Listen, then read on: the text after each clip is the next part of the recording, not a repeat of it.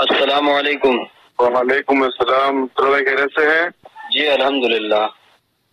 तो भाई मैं महाराष्ट्र से बोल रहा हूँ। जी जी बोलिए हजरत। एक सवाल आपसे पूछना था। जी बोलिए। एक मुफ्ती मुजफ्फर जमील साहब है कश्मीर के।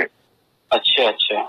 वो कहते हैं कि मैं दलाइल से साबित कर सकता हूँ मौलाना साद साहब की बातें। अच्छा, इसके बारे में आप क्या कहना चाहेंगे? मुफ्ती मुजफ्फर साहब कश्मीर के है ना? जी जी। हाँ, उनके आजकल बेचारे यूट्यूब चैनल पर चल रहे हैं बहुत ज्यादा। हाँ, वीडियो बना रहे हैं। असल में मुफ्ती मुजफ्फर साहब के बारे में क्या कहें, मुझे तो लगता नहीं उनकी बातों से कि भाई वो मुफ्ती साहब हैं। उनकी बातें सुनी मैंने जी। और वीडियो बना रहे हैं और उस पर ये उन्वान डाल रहे हैं कि भाई मौलाना साद पर एतराज के जवाब। जी जी। एतराज नंबर 1, एतराज नंबर 2, एतराज नंबर 3, इस तरीके की वो वीडियो बनाकर डाल रहे हैं। जी हाँ। तो मैंने सुनी उनकी एक एतराज नंबर 3 सुना था असहाबे कहफ के बारे में। जी। असल में उनके बारे में पहली बात तो मैं कहना चाहता हूँ कि मुफ्ती मुजफ्फर हुसैन साहब ये वीडियो इसलिए बनानी पड़ रही है बेचारों को कि कश्मीर के सारे उलमा, अक्सरियत उलमा की, वो अभी जमा हुए थे किसी जगह। अच्छा। और सबका मुत्तफिक फैसला था कि भी मौलाना साद गुमराही के रास्ते पर हैं और जो उनके पीछे चलेगा वो भी गुमराही के रास्ते पर है। अच्छा। बाकायदा एक लेटर पैड पर उन्होंने लिखा है, वो व्हाट्सएप पर पड़ा हुआ है या वेबसाइट पर भी मिल सकता है। जी अच्छा। या हम भी आपको दिखा सकते हैं किसी से लेकर। जी। तो इनको बेचारों को परेशानी हुई कि भाई सारे आलिम तो उधर चले गए। अच्छा। ये मौलाना साद के दीवाने हैं क्योंकि तो इन्होंने सोचा कि भाई हमारा भी कुछ नाम काम होना चाहिए, तो आ गए यूट्यूब पर। अच्छा। हाँ, तो वहाँ के उलमा अल्हम्दुलिल्लाह मुत्तफिक हैं, सारे के सारे आलिम ज्यादातर यानी उलमा वहाँ के जो हैं जम्मू के और कश्मीर के, वो देवबंद के फतवे से पहले से ही मुत्तफिक हैं। अच्छा। हाँ, तो ये बेचारे अकेले रह गए होंगे वहाँ पर, तो इन्होंने सोचा कि भी हमें कोई जानेगा नहीं पहचानेगा नहीं, इसलिए यूट्यूब चैनल बनाया अपना। अच्छा। और बेचारे खड़े हो गए कि भाई हमें भी कोई जाने पहचाने। बहरहाल उनका मैंने एतराज नंबर 3 और जवाब सुना था उनका, तो उसमें भी बेचारे झूठ बोल गए। अच्छा। हाँ, नाम तो हदीस और कुरान का ले रहे हैं, जैसे हर बातिल का एक तरीका रहता है कि भाई नाम कुरान हदीस का लेकर उम्मत को गुमराह करना है, जिसे गैर मुकल्लिद हैं। जी, वो एक इंजीनियर मिर्जा अली मिर्जा का सुना होगा आपने यूट्यूब आ रहे हैं वो यूट्यूब पर। उसने भी ऐसी पगड़ी बांध रखी है जैसे मुफ्ती मुजफ्फर साहब ने बांध रखी है। वो भी सामने किताब हाथ में लेकर दलाइल के भाई हमारे सामने कोई आ जाए, दलाइल हैं हमारे पास। लेकिन बेचारे का नजरिया गलत है, अकायद गलत है। अब दलाइल देगा तो वही गलत नजरियात के, गलत अकायद के ही देगा। तो मुजफ्फर हुसैन साहब का मैंने सुना वो एतराज नंबर 3 असहाबे कहफ के बारे में।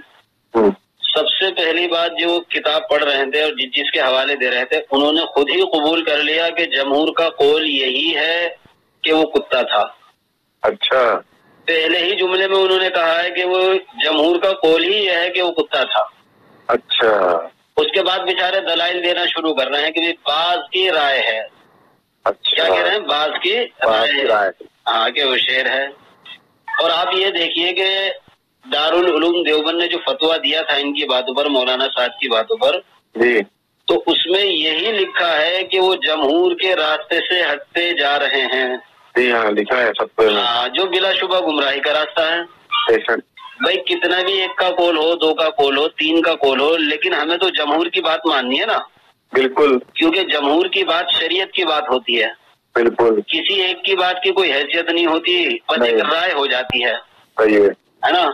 तो बेचारे यूट्यूब पर इसलिए आ गए हैं कि भाई हमें भी जरा कोई देखे दाखे समझे और हमें भी लाइक वाइक करे हो। क्योंकि मैंने ये भी सुना है कि जो चैनल बनाता है वो कुछ मिलियन का हिसाब किताब रहता है, पैसे भी अकाउंट में आते हैं, ऐसा सुना है मैंने। हमें तो पता नहीं, इतनी नॉलेज नहीं, हम पढ़े हुए नहीं है, तो हो सकता है पता नहीं किस नियत से इन्होंने बेचारों ने बनाया हो। तो बहरहाल पहले ही जुमले में उनकी ये पकड़ धकड़ हो गई कि वो कह रहे हैं कि जमहूर का कौल ही है। تو ساری بات اور ساری گمراہی کا مسئلہ ہی ہے جو دیوبند نے کہا. دیوبند نے بھی یہی بات کہی ہے کہ وہ جمہور کے راستے سے ہٹتے جا رہے ہیں. جی. جمہور کے راستے سے بال کے برابر بھی ہٹنا گمراہی کا راستہ ہے. استغفر اللہ. ہاں، کیونکہ ہمارے اکابر نے اور فقہا نے امت کی حفاظت کے لیے تاکہ امت گمراہی پر نہ جائے اس کے لیے 4 اصول بنائے ہیں. اچھا. اگر کوئی بھی انسان اس میں سے ایک اصول کو چھوڑ دے گا وہ گمراہی کے راستے پر پڑ جائے گا، اس کو پتہ بھی نہیں چلے گا، وہ سوچے گا میں دین کا کام کر رہا ہوں. اچھا. اس میں سب سے پہلی چیز ہے قرآن. جی. قرآن میں کوئی اللہ کا حکم صراحتاً آ گیا ہو، اب کسی کی رائے کی ضرورت نہیں ہے، اللہ کا حکم مانا جائے گا. بے شک. اور اگر کوئی بات ہمیں قرآن میں نہیں مل رہی صراحتاً تو اب ہمیں حدیث پاک میں اللہ کے نبی کی سنتوں میں دیکھنا پڑے گا. صلی اللہ علیہ وسلم. جی. تو دوسرا اصول ہے سنت، اور تیسرا اصول ہے اجماع امت. اچھا. کہ کوئی بات قرآن میں نظر ہمیں نہیں آئی، ایسا نہیں کہ اس میں ہے نہیں. بھائی بعض چیز آپ کو مل گئی مجھے نہیں ملی، جی. بعض چیز حدیث میں آپ کو مل گئی مجھے نہیں ملی، تو اس کا مطلب وہ ہے نہیں، ایسا نہیں ہو سکتا. جی. تو اس لیے فقہا نے ایک فیصلہ دیا ہے کہ اگر کوئی چیز ہمیں نہیں ملتی، نہ قرآن میں ملتی نہ حدیث میں ملتی، ایسا نہیں ہے کہ وہ ہے ہی نہیں. جی. تو امت کا اجماع فیصلہ کرے گا کہ اب ہمیں کیا کرنا ہے. جی. اور جو امت کا اجماع اس کے بارے میں فیصلہ کر دے وہی شریعت اور وہی دین مانا جائے گا. اچھا. ہاں، اور ایسے بہت سارے مسائل ہیں. مثال کے طور پر اگر کوئی ہم سے غیر مقلد کہنے لگے کہ ابھی تم بھینس کھاتے ہو، بھینس تو قرآن میں ذکر نہیں ہے، جی، حدیث میں تو بھینس کا ذکر نہیں، کیوں کھاتے ہو؟ جی. تو ہماری دلیل یہ ہے کہ بھینس اجماع سے حلال ہے، اس کی قربانی اجماع سے ثابت ہے. اچھا. تو یہ اصول ہے. تو ایسے بہت سارے مسائل ہیں جو اجماع امت نے حل کیے ہیں. تو اجماع امت دلیل شرعی ہے، بلکہ قرآن پاک میں بھی ذکر ہے.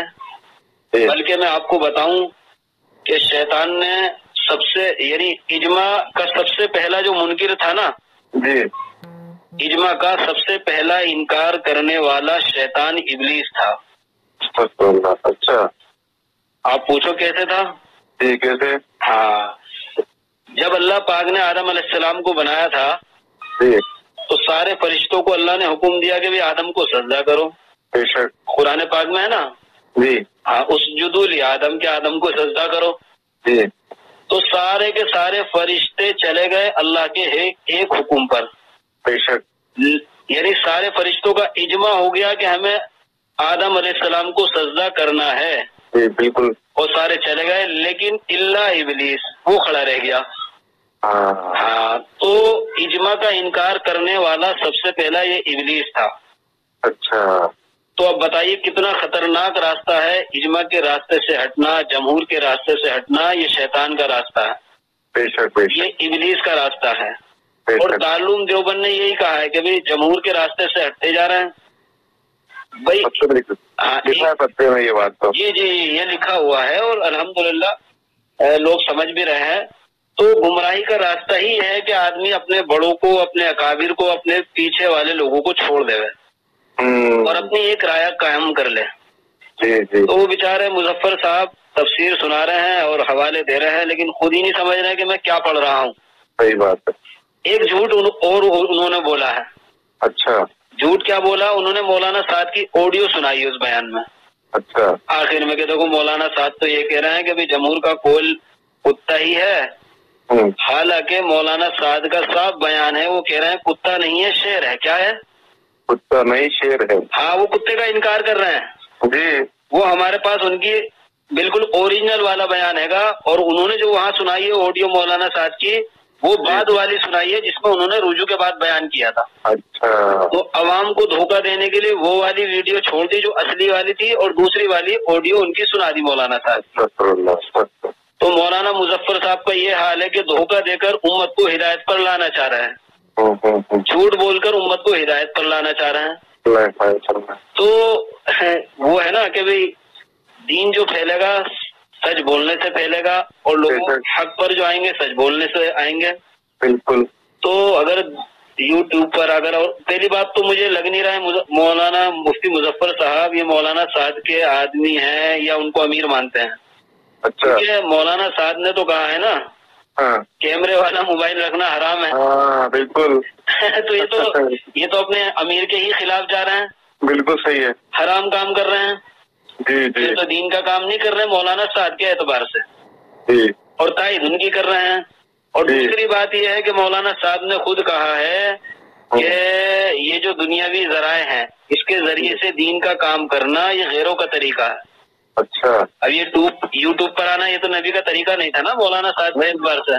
صحیح بات ہے. ہاں بھائی اس سے تو باطل پھیلے گا مولانا صاحب کہتے ہیں. جی بالکل. نبی کا طریقہ تو چل پھر کر جانا ہے. ہاں مولانا صاحب بتاتے ہیں. جی. تو مفتی مظفر حسین صاحب بیچارے کا یہ حال ہو گیا, نہ ادھر کے رہیں نہ ادھر کے رہیں. کیونکہ مولانا صاحب خود کہہ رہے ہیں کہ یہ تو غیروں کا طریقہ ہے.